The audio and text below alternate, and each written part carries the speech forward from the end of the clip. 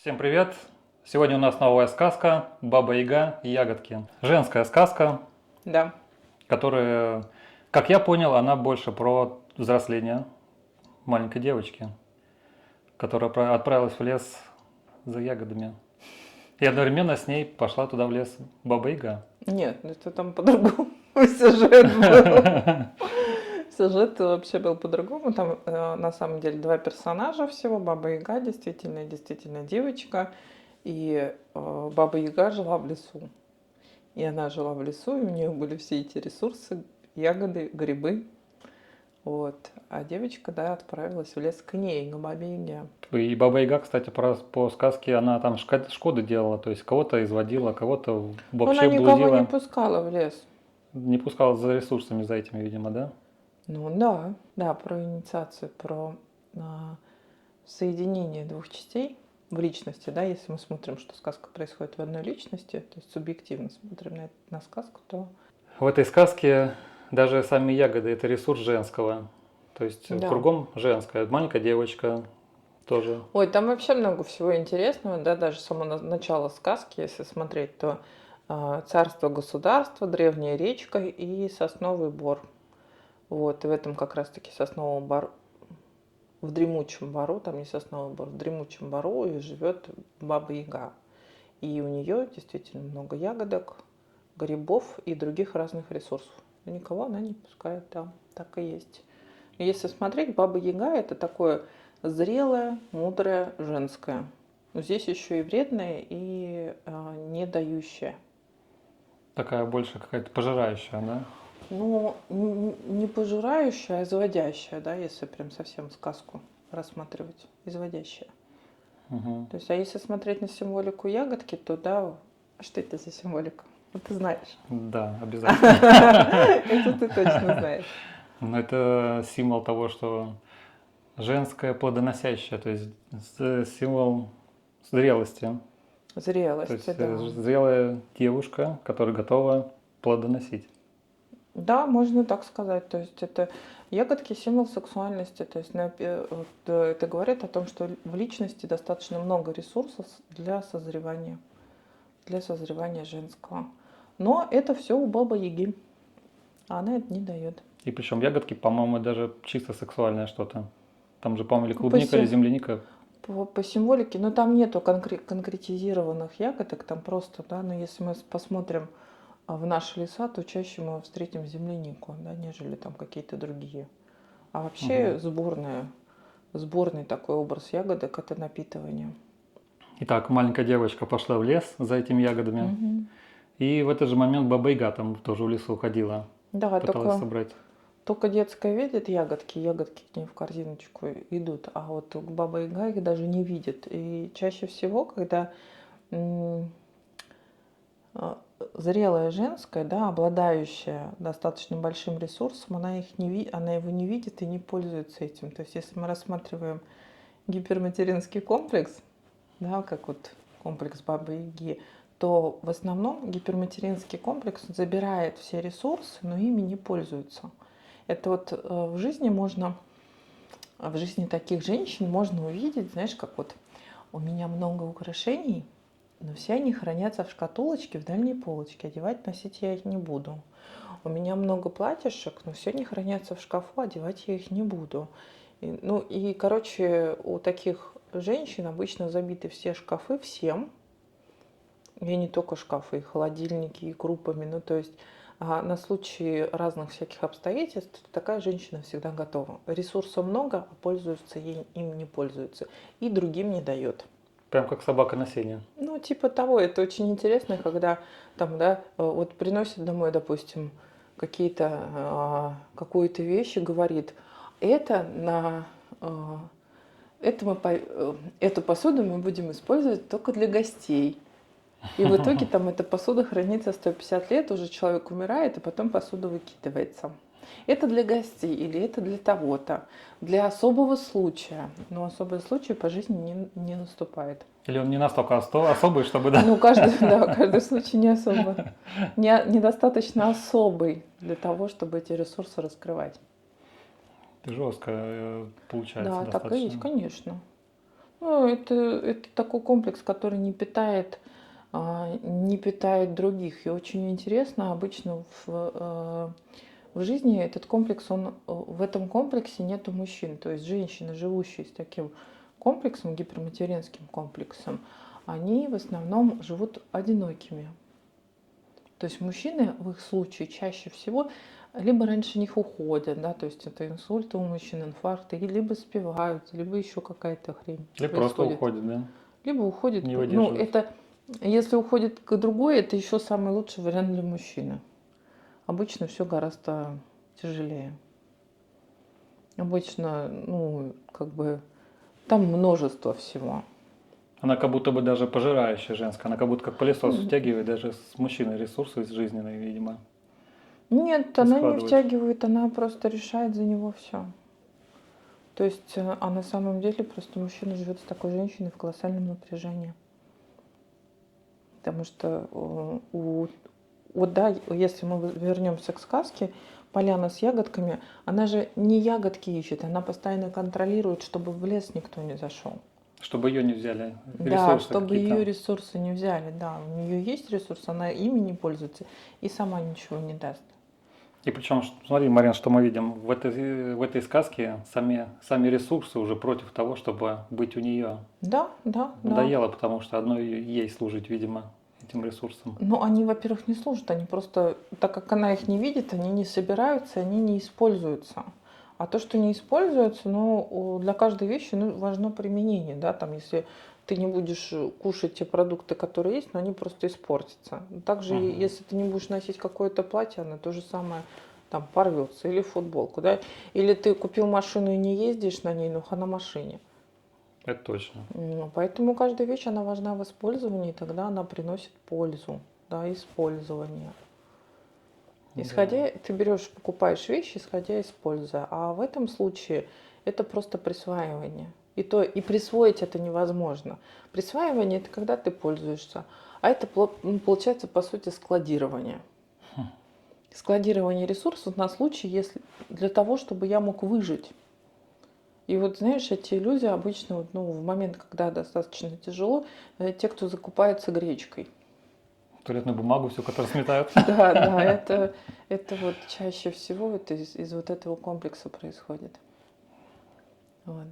Если возвращаться к сказке, то да, здесь пара идет женское, такое Старая, ворчащая. старое, которое контролирующее, да, которое контролирующее лес и не дающее собрать ресурсы, и молодое детское, вернее, растущее женское. Тут не детское, тут определенный пол, маленькая девочка, которая идет в лес и которая собирает. Интересно, что у нее есть корзинка, а корзинка это является символом такой, как люльки, как Тоже такой женский символ, куда можно ну, ребенка положить. да, утробы, символ Утробы. утробы, да. Но для растущего женского это рано. Вот как раз вот корзинки и не хватает бабы Яге, вот по сути.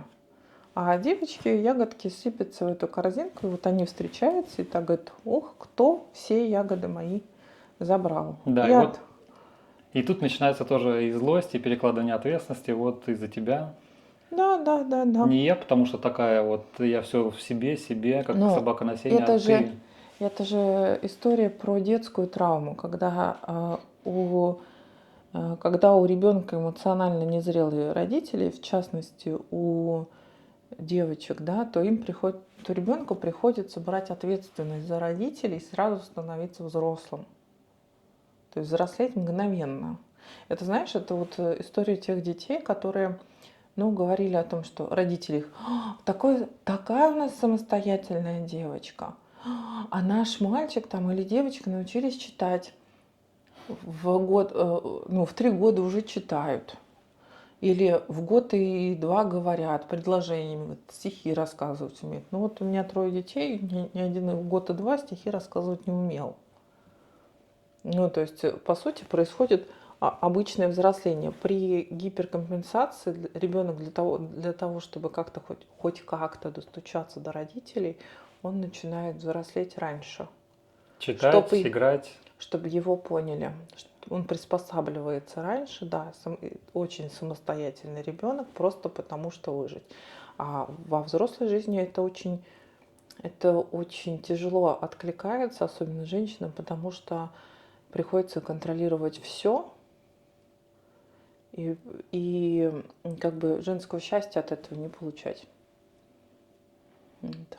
То есть становиться матерью для мужа, становиться, ну вот все в округе. И от этого очень сильное напряжение, сильная усталость.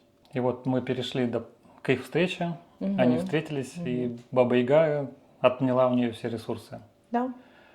И опять же, тут что мы видим, эти ресурсы, когда она идет к себе домой, Мгм. условно говоря, они тоже тут сопротивляются. Они потихонечку выпрыгивают из этой корзинки и убегают. Но она же ими не может пользоваться. То есть Да. она их все равно теряет. То есть вследствие до того момента, когда она доносит их домой, она их теряет. И я смотри, и прямиком прям все к девочке возвращаются в платочек. Да, только девочка снимает с головы косыночку, и в косыночку эти ресурсы прыгают.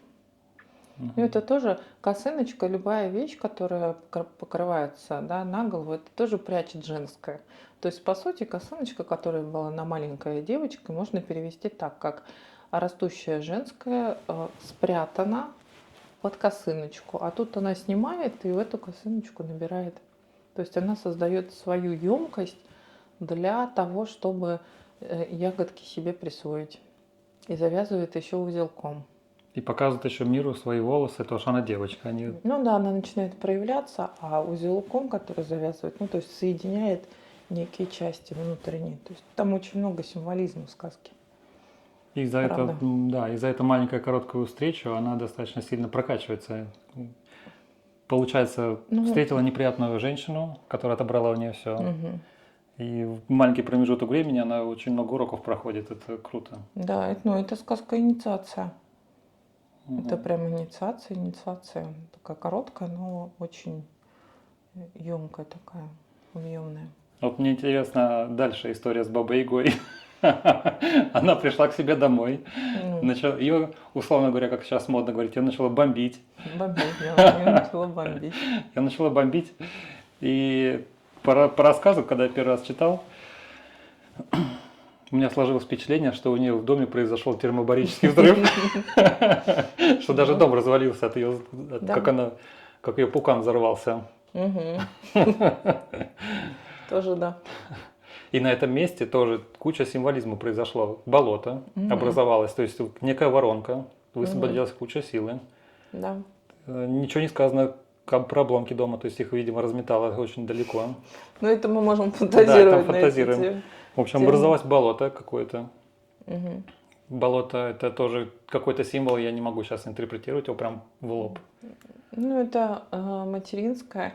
Болото тоже. Вот у каждого символа есть и положительные, и отрицательные стороны. Вот, например, болото это может быть таким символом, как Да, еще что-то. с одной стороны питающее, а с другой стороны засасывающее. Да? Болото же тоже Угу. засасывает.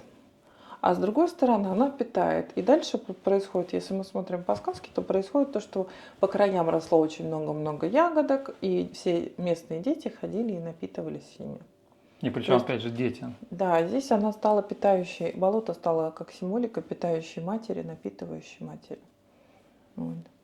И даже в этом случае сама Баба Яга преобразилась, на другой уровень Ну, ушла. трансформировалась, да, она ушла в природную историю, трансформировалась. И действительно, ну что значит дом разрушился? Когда разрушается дом, разрушается то место, где эта часть личности проживает, да, где она находится. То есть все, оно уже произошло Мгм. полную трансформацию, и это место стало питающим.